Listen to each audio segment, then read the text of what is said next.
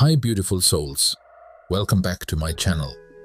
If you're new here, I'm so glad you found your way to this space. This is a place where we talk about love, connection, growth, and all the complexities that come with being a modern woman navigating relationships. Today, I want to talk about something incredibly important, those early stages of a new relationship. You know what I'm talking about. That fresh, exciting but slightly nerve-wracking phase where everything is new and you're just starting to explore if this person could be something special. But here's the truth, and I say this with so much love. Sometimes, without even realizing it, we sabotage these beautiful beginnings. We get in our own heads, act out of fear, or overcompensate because we've been hurt before. So today, I'm going to share 6 powerful, deeply insightful ways women often unknowingly mess up the early stages of a new relationship and how you can avoid them to create healthy, soul-nourishing connections instead. Let's get into it, because this video might just save your next relationship. 1. Falling into the overthinking trap. We've all done it. You go on a date, come home, and suddenly every single word, every laugh, every pause becomes a puzzle you're trying to solve. Did he like me? Why did he take 3 hours to text back? Was I too quiet? Too loud? Too something? Overthinking is one of the most emotionally exhausting traps we fall into, especially at the start of a relationship. And the sad part is, it takes us out of the moment. Instead of enjoying the connection, we're busy overanalyzing it. When you're constantly second-guessing yourself, you rob yourself of the magic of the present. You lose your natural ease and become stiff, guarded, or even needy. Not because you are those things, but because fear is driving your behavior. What to do instead? Ground yourself, breathe, remind yourself that you are already enough. You don't need to control everything. Let the conversation flow, let things unfold. You don't need to know where it's all going yet, because honestly, neither does he. And that's the beauty of it. 2. Being too available or eager too soon. Let's be honest, it feels amazing when someone new shows interest, especially if we've been alone or emotionally neglected for a while. We want to give, show up, love fully. And while that's beautiful, it can also make us lose ourselves. When you drop everything for someone too soon, it sends a message, subconsciously, that your world revolves around them, that you don't have your own life, that you're just waiting to be chosen. But Queen, you are not here to be chosen, you are here to choose. Maintain your own life. Have boundaries. Let your interest be known, but not your entire schedule. Keep nurturing your friendships, your hobbies, your dreams. A man who truly wants to build something with you will be even more attracted to your fullness, not your availability.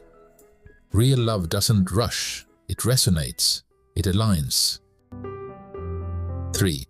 Moving too fast, too soon. We've all fantasized after a great first date. Suddenly you're imagining vacations together, meeting his family, picking out baby names. But girl, you just met him. It's easy to let our imagination run wild, especially if we're romantic at heart. But rushing into emotional intimacy too soon can sabotage something before it's even had a chance to bloom. You might be tempted to text all day, every day. You might start saying things like, "I've never felt this way before," after only a few dates. And while your feelings are valid, they need time to grow roots. Why this backfires? It puts pressure on the connection. It creates expectations that the other person might not be emotionally ready for. And worst of all, it skips over the beautiful getting to know you phase. What to do instead? Slow down, breathe, allow the connection to evolve naturally. Let him miss you, let you miss him. This space isn't rejection, it's room for longing, curiosity, and real emotional connection to grow. 4. Neglecting your own growth and goals. Let's be real for a second. Sometimes, when we start dating someone new, we start putting our passions on pause. We skip the gym. We say yes to every dinner instead of working on that project we were excited about. We stop journaling. We stop growing, and we don't do it out of weakness. We do it out of a very natural desire to bond and connect. But long term, this is a recipe for resentment.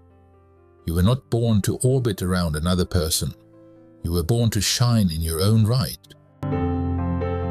A woman who's deeply connected to her own growth, goals, and evolution is magnetic. What to do instead? Stay anchored in your purpose. Pursue your dreams relentlessly. Let the relationship complement your life, not become the center of it. Because the moment you lose yourself for love, it's no longer love, it's dependency. And you deserve more than that. 5. Oversharing too soon. Vulnerability is powerful. It creates intimacy, trust, connection. But vulnerability without boundaries? That's just emotional flooding. In the early stages of dating, it's important to pace your emotional openness. Telling someone your entire childhood trauma, your breakup history, and your fears of abandonment on the second date, that might feel honest, but to the other person, it might feel like pressure. Oversharing too soon can blur boundaries and create imbalance. What to do instead? Build trust first. Let the deep stuff come out gradually. A healthy relationship unfolds like a beautiful book.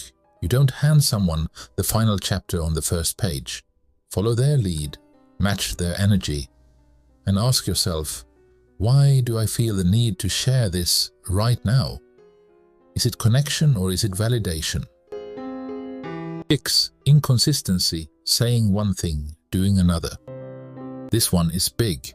So many amazing high-value women fall into inconsistency, not because they're manipulative, but because they're afraid. One day you're warm, open, and affectionate. The next day you're distant because you're afraid of being too much. This back and forth creates confusion. It sends mixed signals, and in the early stages of a relationship, where trust is still being built, that can feel really destabilizing. Consistency is the love language of emotionally mature people. So what does that look like? If you had a great date, text him and say so. If you're busy, say it, don't disappear. If you're interested, show it. You don't have to play hard to get. You just have to be real. Consistency doesn't mean being clingy, it means being reliable, trustworthy, emotionally honest, heartfelt, and empowering. Beautiful relationships are not just about finding the right person, they're also about becoming the right person. So many of these mistakes we make aren't because we're broken or hopeless. They come from places of fear, past wounds, unmet needs. And when we understand why we do them, we take back our power. We stop operating from fear and start leading with love. You are worthy of a love that feels safe, consistent, exciting, and real. And it starts with the way you show up for yourself. If this video resonated with you, I'd love to hear your thoughts in the comments. Let's support each other. Let's grow together. If you enjoyed this, give it a thumbs up, subscribe,